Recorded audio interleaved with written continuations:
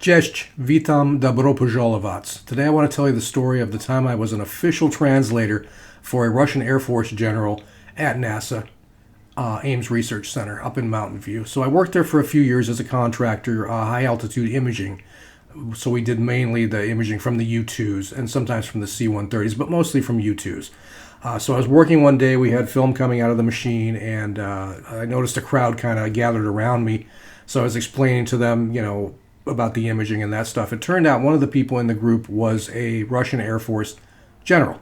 And I always would take advantage of any opportunity to speak Russian and practice my Russian. So I just started talking to him in Russian, and he seemed pretty surprised that I spoke Russian. There was a girl with him who was actually been assigned as his official translator. So we just started talking, and I guess he liked me kind of right off the bat. So what ended up happening was I was assigned to go around NASA with him, sometimes with his official translator, sometimes not, to help out and translate and talk about stuff. So we just, talked about anything. And kind of one thing led to another. And for some reason, I guess he liked me more than he liked the girl that they had assigned to him as the translator. So he had kind of asked that I be made his translator for the remainder of the week or so that he was going to be in California. So it ended up being a situation where they told me, these were the people that were in charge of our group. So they were kind of the head of the whole thing for the high altitude imaging stuff. And so they kind of had the say.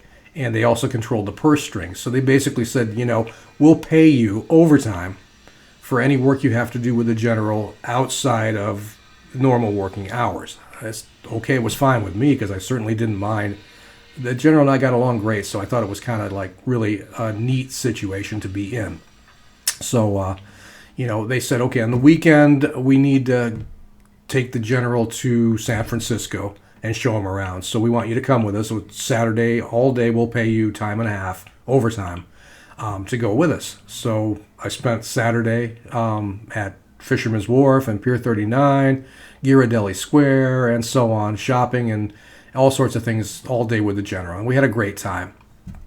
Sunday came and they said, we want to take the general to see a movie, and we want you to come along, and we'll pay you for that too. So I actually got paid overtime to watch Jurassic Park in the movie theater in Mountain View. I think it was the Century 20-something theaters.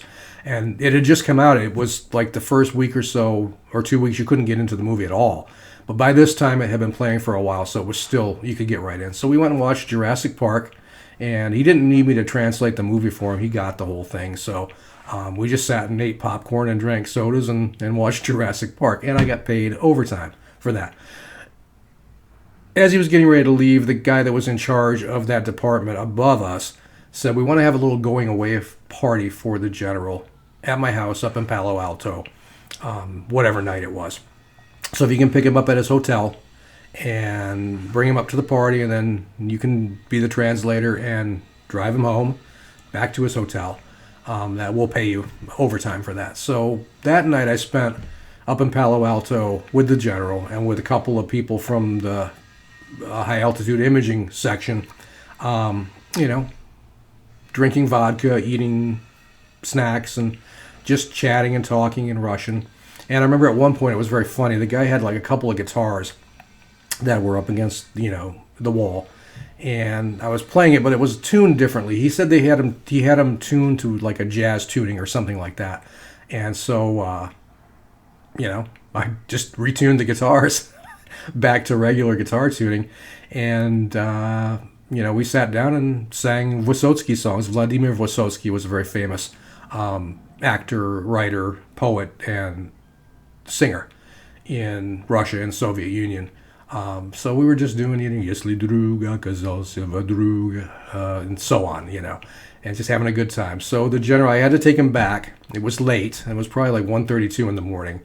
And I drove him back to his hotel, dropped him off at his room. He gave me a beer from his minibar just as a thank you. And I said, I think I'll save that one for tomorrow because I've probably had enough vodka for tonight. So I went home, and my boss had said, we'll see you tomorrow whenever you get here, because they knew I was going to be late. And I probably rolled in around 11:30, 12 o'clock, and Yeah, that was pretty much it. The last day he was there, they came by and he had the girl translator with him again, and we made some pictures from what we took in San Francisco and everything for him to take with him back to Russia.